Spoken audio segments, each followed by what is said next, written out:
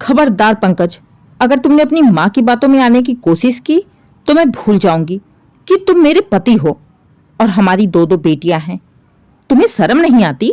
अपनी पत्नी के होते हुए तुम दूसरी शादी करने के लिए तैयार हो। अरे कुछ लाज शर्म हया बची है कि नहीं? देखो उमा, मैं तुमको बहुत प्यार करता हूँ। मैंने कब कहा कि मैं दूसरी शादी अपनी खुशी से करना चाहता हूँ? माँ को तो तुम जानती हो ना, मैं तो बस उनकी खुशी के लिए, माँ की खुशी के लिए, माँ की खुशी के लिए तुम्हें शादी करने की पड़ी है। और शादी के बाद मेरे ऊपर क्या बीतेगा, मुझे कितना दुख होगा, कितनी तकलीफ होगी, इसका तुम्हें जरा भी ख्याल नहीं है। हमारी बच्चियों के ऊपर क्या असर होगा, इसका भी तुम्हें ख्याल नहीं आया। माँ का बड़ा ख्याल आ गया तुम्हें। उमा अपने पति पंकज से लगातार बस इसी बात से लड़ रही थी कि वो दूसरी शादी के लिए तैयार ना हो। लेकिन पंकज की माँ निर्मला जी पंकज की दूसरी शादी के लिए पागलों की तरह लड़कियां ढूंढ रही थीं।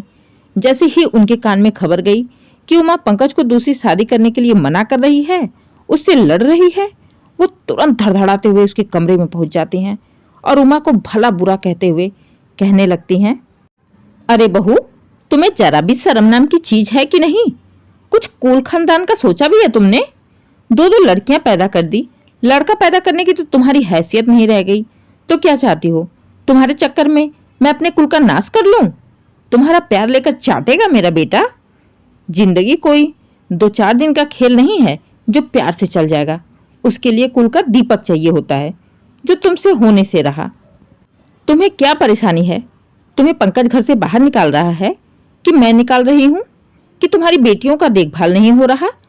कि हम तुम लोगों के खर्चे नहीं उठा रहे हैं? दिक्कत क्या है तुम्हें? फिर क्यों नहीं करने देती उसे दूसरी शादी? अरे ये सोचो, कम से कम इस परिवार को एक वारिस तो मिल जाएगा। माँ जी, अगर मैं कुछ कहूँगी तो आपको बहुत बुरा लगेगा। बेहतर है कि आप हमारे बीच में ना बोलें। देख ले बेटा, देख ले, तेरे सामने कैसे जबान लड़ा रही है। मैंने इसे क्या बोला था? कोई तेज आवाज में बातें की? कोई ऊंची आवाज में बातें की? इसको गाली दिया? इसको डांटा? लेकिन फिर भी देख ले क्या बोल रही है। यही तो इज्जत है मेरी इस घर में। आज तो तेरे सामने की बात है, कल को पीठ पीछे कितना कहेगी उल्टा सीधा मेरे बारे में। तो मुझे ही भला बुरा कहेगा ना। देख लो अब तुम खुद ही।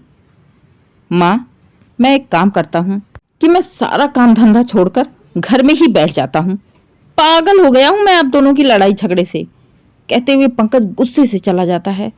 निर्मला जी भी उमा को उल्टा सीधा बोलते हुए कमरे से बाहर आ जाती हैं। अब तक तो उमा मजबूती के साथ माँ बेटे के सामने खड़ी थी, लेकिन दोनों के जाते ही वो टूट गई। टूटे हुए पेड़ की तरह बेड पर गिर पड़ी, खुद को रोक नहीं पाई, फूट फूट कर रो पड़ी। अपने सामने ही पति की दूसरी शादी की बातें सुनते हुए, किसी और लड़की का होते हुए भला दुनिया की कौन सी औरत बर्दाश्त कर सकती है जो उमा कर पाए। बेचारी रोते रोते ही भगवान से कहने लगी, हे भगवान, मेरे साथ ही ऐसा क्यों कर रहे हो? ऐसा कौन सा पाप कर दिया मैंने जो मुझे ऐसी जिंदगी दे रहे हो? मेरा क्या कसूर है?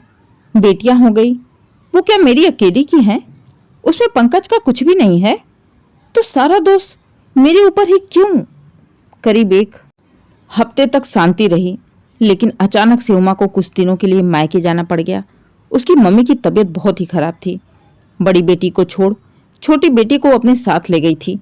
2-3 दिन बाद ही बड़ी बेटी का फोन आता है और वो रोते हुए कहती है, मम्मी, दादी पापा से कह रही थी कि कल लड़की वाले आ रहे हैं, पापा की दूसरी शादी होगी।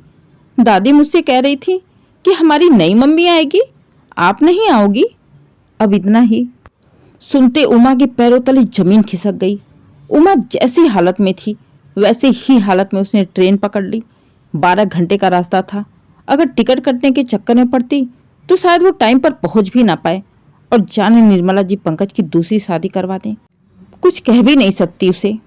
अपनी सास पर बिल्कुल भी भरोसा नहीं था। सास क्या, जब उसका पति खुद ही माँ के कहे पर चल रहा है तो सास की तो बात ही अलग है। उसे तो बस किसी भी कीमत पर पोता चाहिए था। उमा की ट्रेन 4 घंटे लेट हो गई। 4 घंटे उसके लिए 4 बरस के समान थे। पूरी ट्रेन वो रोती आई। घर पहुंचने में दोपहर के 2 बज गए थे, जैसे ही उमा घर पहुंची, बाहर खड़ी गाड़ी देख उसका दिल जोरों से धड़कने लगा। दरवाजे पर गई, अंदर से हंसने की आवाजें आ रही थी। हॉल में गई तो देखा उसकी सास निर्मला जी, पंकज और 2-3 लोग बैठे बातें कर रहे थे। टेबल पर तरह तरह के पकवान रखे हुए थे। काफी खुशी का माहौल लग रहा था। उमा की तरफ किसी का ध्यान ही नहीं था। वो आंखों में आंसू लिए लगातार पंकज को ही देखी जा रही थी।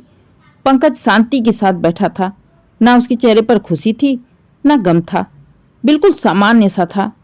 तभी निर्मला जी ने कहा, ठीक है भाई साहब, हम जल्दी से जल्दी शुभ मुहूर्त देखकर मंदिर में ही शादी कर देते हैं। ज्यादा तामझाम हमें भी नहीं पसंद है। अब तो उमा के होश उड़ गए। ऐसा लगा किसी ने उसके शरीर से उसकी जान ही निकाल ली हो। लड़खड़ा गई, दीवार के सहारे खड़ी हो गई। तभी उसकी नजर पंकज के बगल में बैठी हुई अपनी बड़ी बेटी पर गई, जो आंखों में आंसू लिए पंकज के बगल में ही बैठी थी। वो दुखी थी।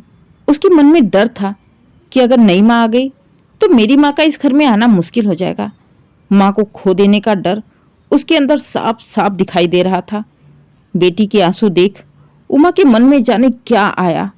वह तुरंत ही अपने आंसुओं को पोंछकर मजबूती के साथ सबके सामने जा खड़ी हुई। अचानक उमा को सामने देख निर्मला जी के होश उड़ गए। वो डर गईं कि कहीं उमा लड़के वालों से कुछ कहना दे, कोई बवाल ना खड़ा कर दे।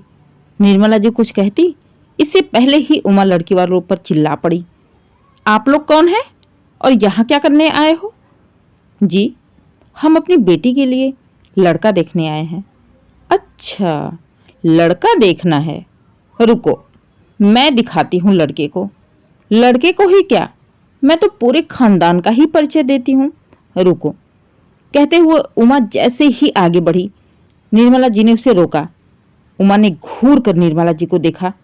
उमा का गुस्से भरा लाल लाल चेहरा, लंबी लंबी ऊपर नीचे गुस्से में लेते हुए सांस, किसी शेरनी की तरह चबा जाने वाली स्थिति में उमा को देख बेचारी निर्मला जी डर के धीरे से एक साइड में खड़ी हो गई। उन्हें ये डर हो गया कि उमा का पारा इस समय 7वें आसमान पर है। कहीं वो लड़की वालों के सामने उनकी इज्जत की खटिया ना खड़ी कर दे। इसलिए इस समय निर्मला जी ने चुप रहना ही सही समझा। लेकिन लड़की वालों ने उमा से पूछा, आप कौन है और इतने गुस्से में हमें क्यों देख रही हैं? उमा का गुस्सा देख पंकज की भी बोलती बंद हो गई थी। लड़की वालों के इतना पूछने पर उमा ने कहा, मैं उसकी पत्नी हूं जिससे आप अपनी बेटी की शादी करने आए हैं। क्या? इतना सुनते ही हैरानी से लड़की वाले उठ खड़े हुए और निर्मला जी पंकज को देखते हुए बोले, इन लोगों ने तो कहा था कि तुम इन्हें कब का छोड़ के जा चुकी हो। अच्छा, ऐसा कहा था इन लोगों ने? व्यंग भरे शब्दों में कहते हुए अपनी सास और पंकज की ओर देखते हुए कहा, एक बार मेरे सामने कहवा कर दिखाइए, एक बार मेरे सामने पूछिए फिर से। इतना सुनते ही लड़की के बाप ने निर्मला जी और पंकज को देखा। दोनों की ही नजरें झुकी हुई थी। सारा कुछ समझकर वो लोग उमा से माफी मांगते हुए निर्मला जी को भला बुरा सुनाते हुए वहां से चलते बने। लड़की वालों के जाने के बाद निर्मला जी भला उमा से कब डरने वाली थी। एक बार फिर से मैदान में आते हुए उमा से लड़ने लगी, उसे उल्टा सीधा कहने लगी। साथ ही साथ पंकज को भी भला बुरा सुनाने लगी कि जोरू का गुलाम हो गया है। ये नहीं कि 4 थप्पड़ देकर अंदर कमरे में बंद करके आ जाए। जबान तो देखो कैसे चल रही है। इधर उमा अपना बोले जा रही थी, उधर निर्मला जी अपने आप बड़बड़ाए जा रही थी। और इन दोनों के बीच में पंकज बेचारा, उसके साथ वही कहावत हो गई, एक तरफ कुआं एक तरफ खाई, आखिर जाए तो जाए किधर। उमा निर्मला जी दोनों की ही आवाज बुलंद थी। दोनों ही अपनी अपनी तेज आवाज में लगातार चिल्लाए जा रही थी। दोनों की आवाज सुन पंकज को ऐसा लगा जैसे उसके दिमाग की नस फट के निकल जाएगी। आखिरकार उसने पास में ही पड़े एक शोपीस को उठाया और नीचे जोर से दे मारा। कांच के टूटने की आवाज सुन निर्मला जी और उमा दोनों ही पंकज को देखने लगी। पंकज जोर से चिल्लाते हुए कहने लगा, बस बहुत हो गया, बहुत सुन लिया मैंने सबकी, अब मैं किसी एक की भी नहीं सुनने वाला हूं। इस तरह घर में रोज रोज के कलेश भरे माहौल से अच्छा है कि मैं ये घर छोड़कर ही चला जाता हूं। ना रहेगा बांस ना बाजेगी बांसुरी, फिर रहना आप दोनों। कहते हुए पंकज वहां से जाने लगा तो उमा चुपचाप खड़ी रही। लेकिन निर्मला जी बेटा का गुस्सा देख डर गईं। कहीं सच में पंकज घर छोड़कर न चला जाए, इसलिए वो दौड़ के पंकज को रोकती हैं और रोते हुए कहती हैं, नहीं बेटा, ऐसा मत कर। इस बुढ़ापे में मेरे मुंह पर कालिख मत पोत।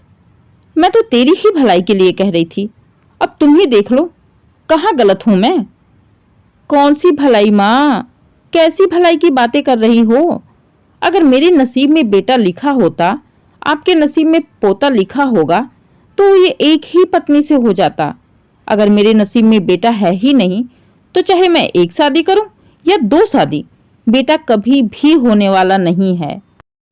और क्या भरोसा, आप बार बार कहती हैं कि उमा हमें बेटा नहीं दे पाई, कल को दूसरी शादी हो जाए और दूसरी पत्नी से भी मेरा बेटा ना हुआ तो क्या करोगी आप? मेरी तीसरी शादी करोगी? माँ, बात को समझने की कोशिश करो। अगर नसीब में हुआ और भगवान के घर में लिखा होगा, तो आज नहीं तो कल तुम्हें तुम्हारा पोता मेरा बेटा हो ही जाएगा। और ना भी हुआ तो भी आप साफ साफ सुन लो, मैं किसी भी कीमत पर अब दूसरी शादी नहीं करने वाला हूं। अब अगर आपने दोबारा मेरी शादी की बातें की या किसी को भी बुलाया देखने के लिए, तो पक्का बताता हूं मैं ये घर छोड़कर चला जाऊंगा। लगभग अपना फैसला सुनाते हुए पंकज वहां से चला जाता है। बेटे की बातें सुन निर्मला जी डर जाती हैं कि कहीं पोते के चक्कर में बेटा भी हाथ से ना निकल जाए। बेचारी इसी डर से चुप हो जाती हैं।